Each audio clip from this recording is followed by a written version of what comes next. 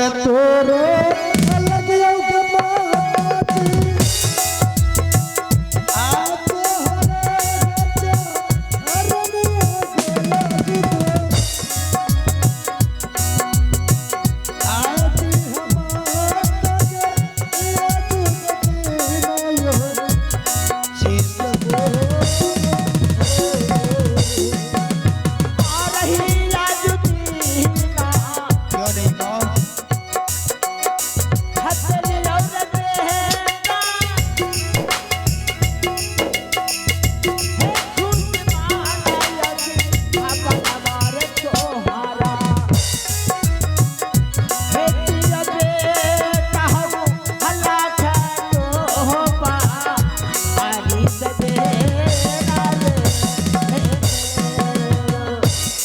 माता श्री, आप राजकुमार उत्तम कुमार से दोस्ती लगाकर हम दोनों के ऊपर बहुत बड़ा उपकार किया है, क्योंकि संसार में कहा गया है दोस्ती का रिश्ता वो होता है जो हर रिश्ता से बड़ा होता है, बहुत ऊंचा माना गया है। एक दूसरे से आपने दोस्ती की हाथ बढ़ाकर हम दोनों भाई का मान और सम्मान मिला है। आज मैं बहुत खुश हूँ बेटा। अब हमारे मित्र जी कभी मरने की बात नहीं करेंगे। नहीं बेटा, क्योंकि दोस्ती लगा चुका हूँ। देखो बेटा, अब तुम्हें दोस्ती लगा दिए, अब तुम अपने घर के चले जाओ। माँ दोस्ती तो लग गया, लेकिन माँ मैं यही सोच रहा था इस जंगल में मेरे साथ दोस्ती लग गया है और मैं चला जाऊंगा अकेला। कभी मेरे मित्र को मुझसे मिलने का जरूरत पड़ेगा तो कैसे आएगा माँ? इसलिए मैं कहना चाहता हूँ माँ कि मित्र को मेरे साथ एक बार मेरे महल की ओर जाने दो और मेरा महल देख लेगा और हमारी माँ और पिता से मुलाकात भी कर लेगा माँ। नहीं बेटा, नहीं नहीं क्यों माँ? मैं अपने पुत्र को अपनी नजर से दूर जाने के लिए नहीं देते बेटा, फिर आपके साथ कैसे जाएगा? माँ मैं वहाँ पे मित्र को ज्यादा देर रोकूंगा नहीं माँ, बस थोड़ा नाश्ता पानी कराएंगे और अपने महल को दिखाएंगे और वापस भेज देंगे माँ। अरे रोई रोई क्या कहे माँ? हमारा बैर मत रो माँ।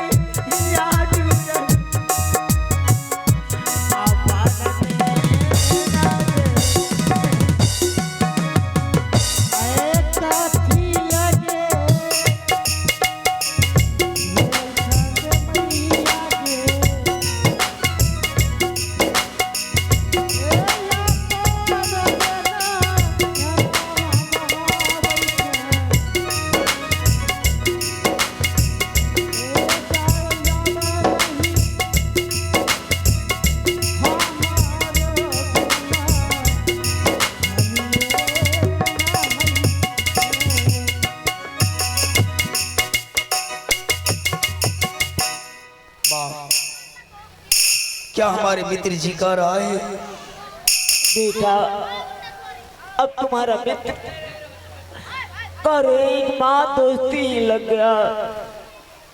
मैं अपने मित्र का अपना साथ ले जाऊंगा अपना घर दिखाने के लिए। तुम ही बताओ बेटा, मैं तुम्हारे बगैर मैं कैसी झोपड़ी में रहूंगी बेटा? ये तो बात सच है, परंतु माँ हमारे मित्र जी ये सोच रहा है कि जंगल में मेरा प्राण बचाया और मैंने जंगल में दोस्ती लगाया, माता पिता कैसे जानेंगे कि उत्तम कुमार ने दोस्ती लगाया है? इसलिए अपना राजमहल दिखाना चाहता है, अपनी माता पिता से मुझे दर्शन कराना चाहता है। और दोस्त को अधिकार होता है कि मित्र का घर जाना चाहिए। एक बार इजाजत दो बेटा। अगर तुम्हारे दिल में यही लालसा है कि मित्र के घर देखने के लिए जाएंगे तो ठीक है बेटा, जाओ। मैं बैठ कर अपने झोपड़ी में तुम्हारा इंतजार करूंगी बेटा, तुम जल्दी चले आना। मैं कोशिश करूंगा, बहुत जल्द आ जाऊंगा माँ। हाँ बेटा, चले जाओ, झोपड़ी में लेट हो नहीं रहा तो है। मैं मर जाऊंगी बेटा, तुम्हारे नगर में मर जाऊंगी। नहीं नहीं नहीं, तुम्हें कुछ नहीं होगा, मैं बहुत जल्द आ जाऊंगा। हरे असरात हत खबौर पाहुआ, हे पैठिकार जो परिया महाबाहु, ऐसा बात मत बोलो माँ। हे लौटियाई हरई हिमित्रा के माँ आहाल जाने।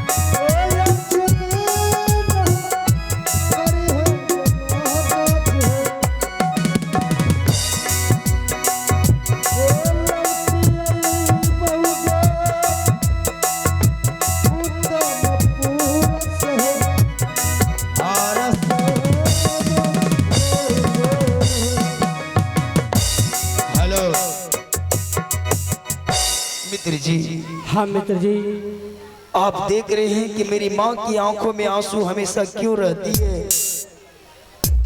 हाँ क्योंकि वो बेचारी अकेली जंगल में रहती है और मुझसे इतना प्यार करती है कि कभी नजर से दूर नहीं होने देता है। हाँ मित्र जी, अगर मैं थोड़े देर के लिए जंगल चला जाता हूँ तो मेरी माँ रोना धोना शुरू कर देती है। इसलिए मैं माँ की नजर से कभी दूर नहीं रहता हूँ। अगर दोस्ती नहीं लगाता तो आपके घर जाने का मुझे कभी आदेश नहीं मिलता। हाँ मित्र जी, मैं जंगल से कभी शहर नहीं गया हूँ, एक दोस्ती के नाते आपके घर जाने का आदेश मिला है। मैं आपके घर जाऊंगा, बहुत जल्द वापस चला आऊंगा। ठीक है मित्र जी, लेट मत कीजिए, समय भी बहुत हो चुका है। चलिए मित्र जी, आपके घर जाने के लिए तैयार है। ठीक है। ओ चले के बेरिया हो, चले के बेरिया हो, चले के बेरिया हो, चले के बेरिया हो, हमके वरहायदा चदरिया हो, चले के बेरिया, हमके वरहायदा चदरिया हो, चले के बेरिया, चले के बेरिया हो, चले के बेरिया हो, चले के बेरिया हो, चले के बेरिया हो, हमके वरहायदा बेरिया, हमके वरहायदा।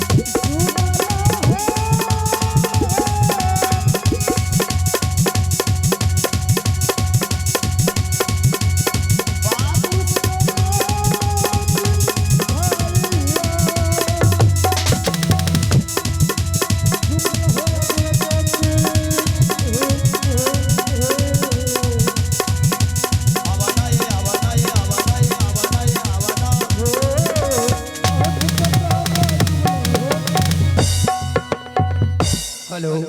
और आइए इस सीन को कदर करते हुए 20 रुपए का इनाम है और शानदार सा इनाम के दौर में छोटी छोटी बच्ची है और यह है इनाम के दौर में ऋषि कुमारी और अनुपम कुमारी। चलिए दोस्तों, इनके ओर से शानदार सा 20 रुपए का इनाम आए हैं। इस सीन को कदर करते हुए हमारे इस कार्यक्रम में हार्दिक हार्दिक अभिनंदन है। मित्र जी, हाँ मित्र जी, मैं अपनी आंखों से देख रहा हूँ इतना सुंदर, इतना बड़ा राजमहल किसका है? मित्र जी यही तो राजमहल मेरा है। क्या ये सुंदर सा राजमहल आपका है? हाँ मित्र जी। हे भगवान, कितना सुंदर लग रहा है राजमहल। ऐसा लग रहा है कि मैं किसी मंदिर में आ गया हूँ। और वो जो राज सिंहासन पर बैठे हैं वो कौन है? मित्र जी ये तो मेरा पिताजी है। क्या वो आपके पिताश्री है? हाँ मित्र जी। मित्र जी, सच में आपके पिताश्री और भगवान में कोई अंतर नहीं है।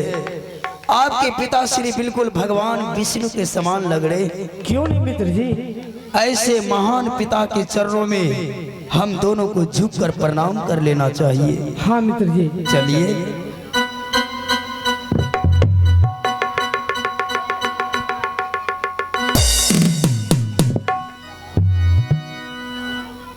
ओम नमो भगवते वासुदेवाय नमः। मेरा प्रणाम स्वीकार हो महाराज। जीते रहो बच्चे। लेकिन बेटा उत्तम कुमार, हाँ पिताजी। ये बताओ, आज तो तुम शिकार खेलने के लिए जंगल की तरफ गया था। हाँ पिताजी। और साथ में ये बच्चा कौन है? पिताजी जब मैं जंगल शिकार खेलने के लिए गया था, काया? जब मैं शिकार खेलने लगा अच्छा, तो मेरा बाण काम नहीं किया पिताजी। बाण काम नहीं किया? हाँ पिताजी। और वो बूढ़ा शेर मेरे ऊपर टूट पड़ा और मैं उस जंगल में चिल्लाने लगा है। अच्छा, बूढ़ा शेर तुम्हें खाने के लिए टूट पड़ा? हाँ पिताजी। जब मैं उस जंगल में जोर जोर से चिल्लाने लगा, उधर से ये भैया भगवान की भक्ति में नील था और मेरी आवाज इसकी कान तक गया।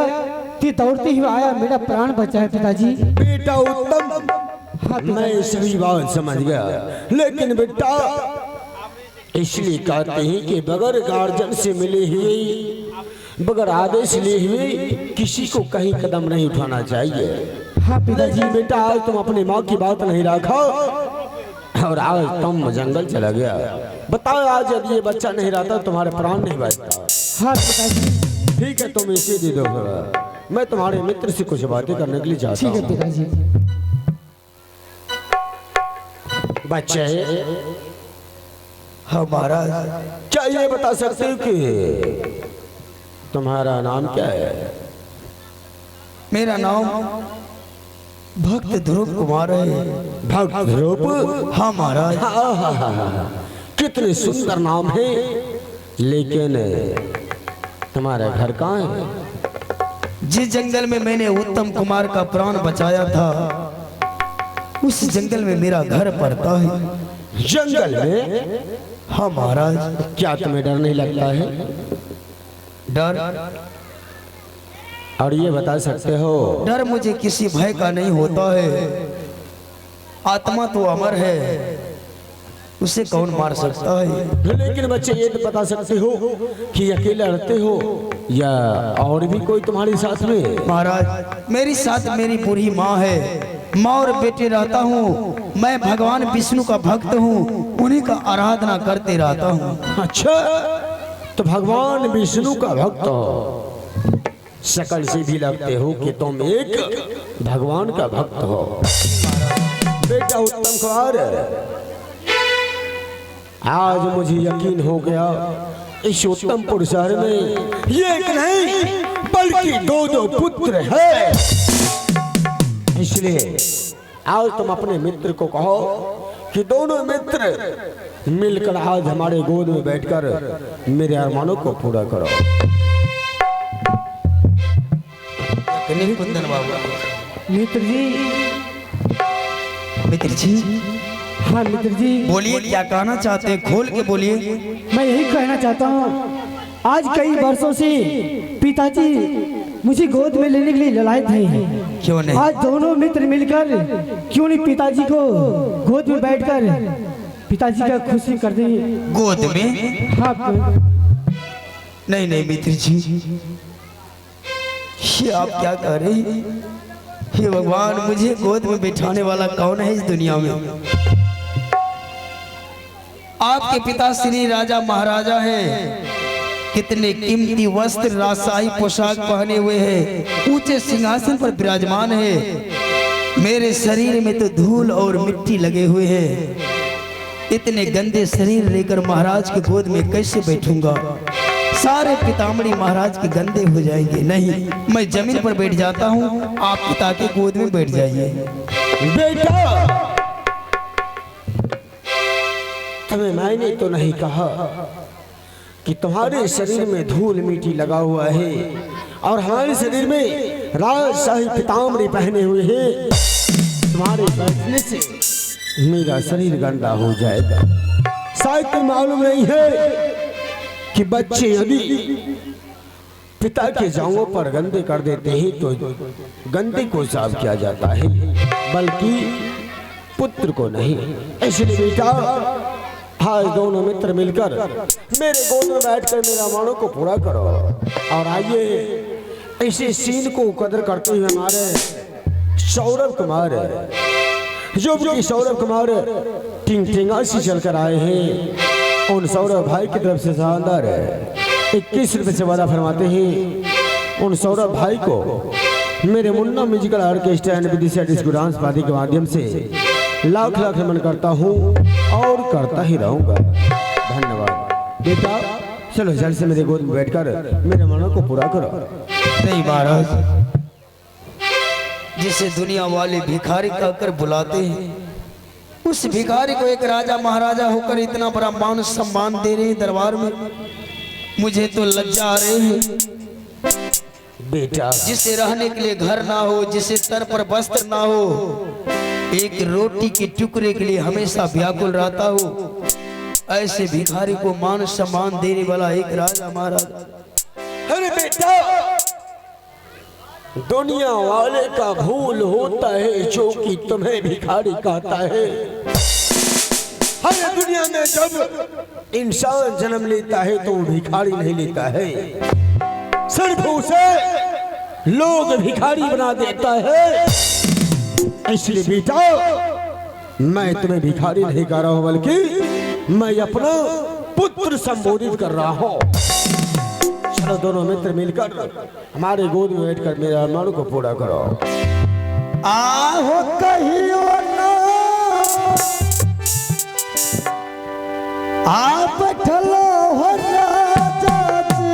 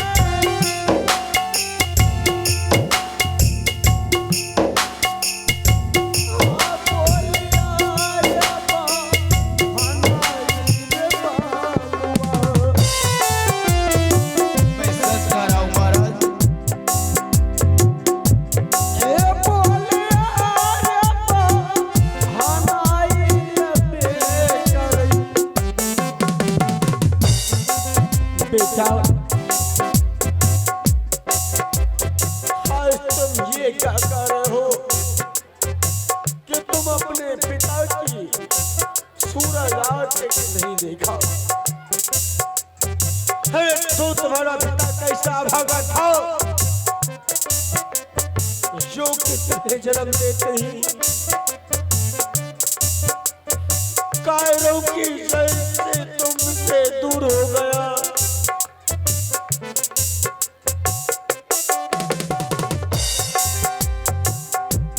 आया जो आकर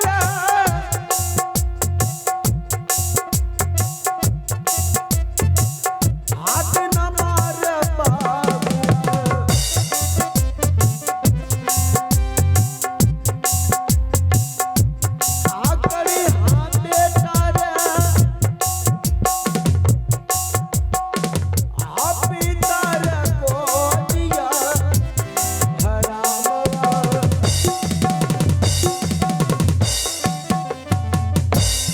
बेटा।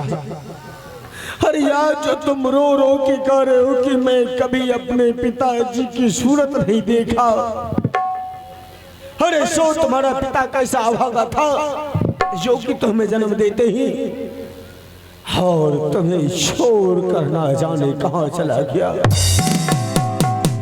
लेकिन मैं तुम्हारे पिता जैसा नहीं हूं, मैं एक महाराज हूं और मैं तुम दोनों मित्र को वचन देता हो कि मैं वैसा कदर कभी नहीं करूंगा।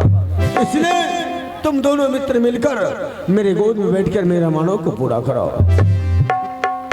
ठीक है महाराज, वैसे तो मैं एक राजा महाराजाओं की गोद में बैठने का लायक नहीं हूँ, क्योंकि राजा महाराजाओं की गोद में कभी भिखारी शोभा नहीं देता, उनके गोद में राजकुमार ही शोभा देता है। नहीं, अरे यदि प्रेम हो जाए तो भिखारी तो क्या उसे अवश्य बिठा सकता है। आपका दिया हुआ वचन को पालन करते हैं, आप सिंहासन पर विराजमान हो जाइए। चल बेटा, चलिए मित्र जी। हाँ मित्र जी, आपके पिताजी इंतजार कर रहे थे कि उत्तम कुमार कब जंगल से शिकार खेल करके आएंगे, मेरे अरमानों को पूरा करेंगे। हाँ मित्र जी। ऐसा करते हैं, दोनों मित्र मिलकर पिताजी को अरमानों को पूरा करते हैं, पिताश्री के गोद में बैठ जाते हैं। हाँ मित्र जी। आया जो भैया जी हो पिताजी को दिया जान। चलिए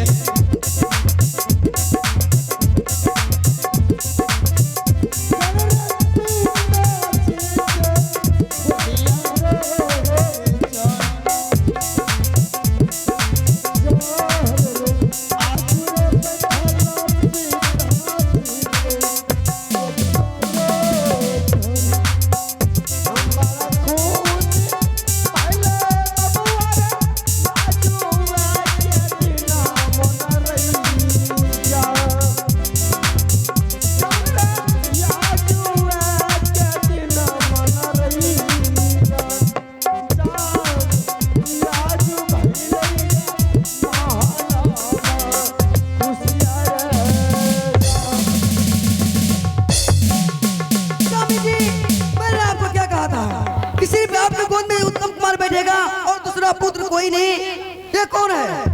महारानी, तुम सच कही थी कि मेरे पुत्र के अलावा कोई गैर बच्चा नहीं बैठना चाहिए। हाँ, लेकिन तुम्हें मेरे गोद से उठा के फेंकने से पहले तुम अपने पुत्र उत्तम कुमार से मुलाकात कर लो, वही बताएगा कि वो बच्चा कौन है। ठीक है स्वामी जी। उत्तम कुमार,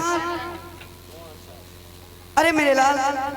हाँ माँ। ओ लो लो लो लो लो लो लो। ओ लो लो लो माँ। अरे उत्तम कुमार। हाँ माँ। ये लड़का कौन है?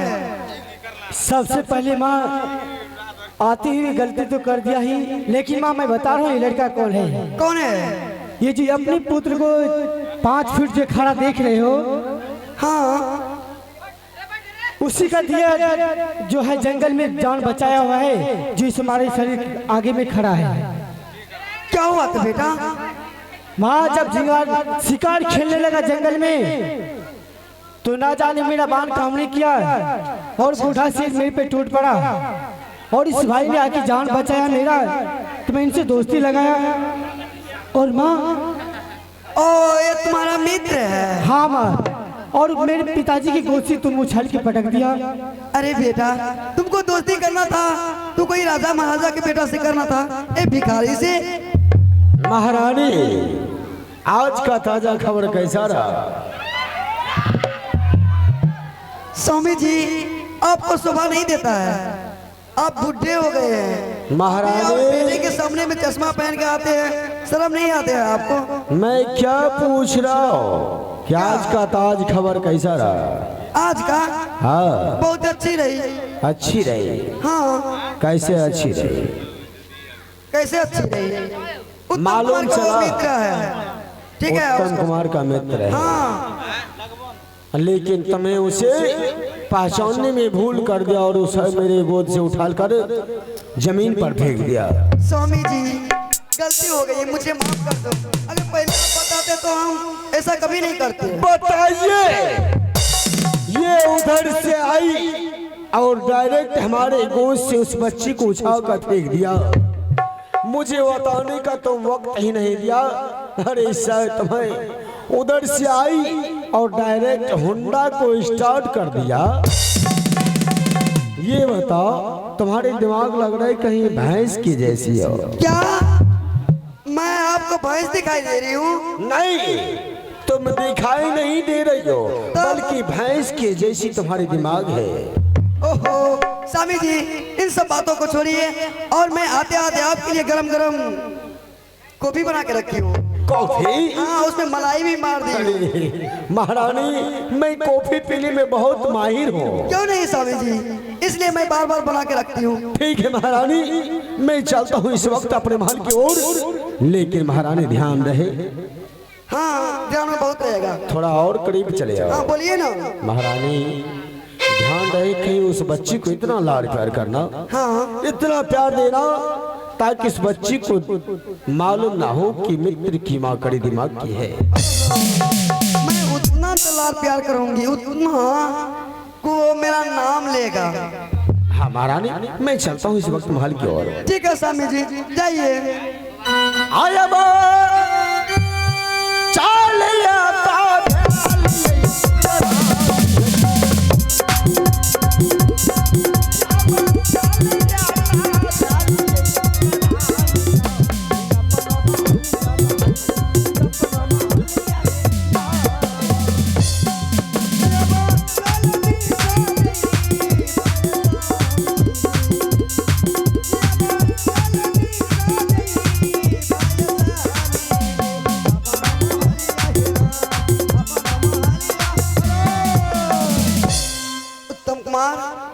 हाँ माँ बताओ क्या बात है? देख मेरे लाल, अनजाने में तुम्हारे मित्र को तुम्हारे पिताजी के गोद से उठा के फेंक दिया। चलो तुम्हारे मित्र जी को बहुत दुख आया होगा। हाँ माँ, आया होगा ना? किसी को भी अगर अपने हाथों से दरबार में बुला के पटकोगे तो दुख तो होगा ही। तो इसलिए मैं कहती हूँ कि जाओ तुम अपने मित्र के लिए गरम गरम नाश्ता ले आओ। तो ठीक है माँ, मैं मित्र के लिए नाश्ता लेने के लिए जा रहा हूँ। पहले मित्र जी से पूछ लो नाश्ता उस्ता करेगा कि नहीं करेगा। अच्छा किसी को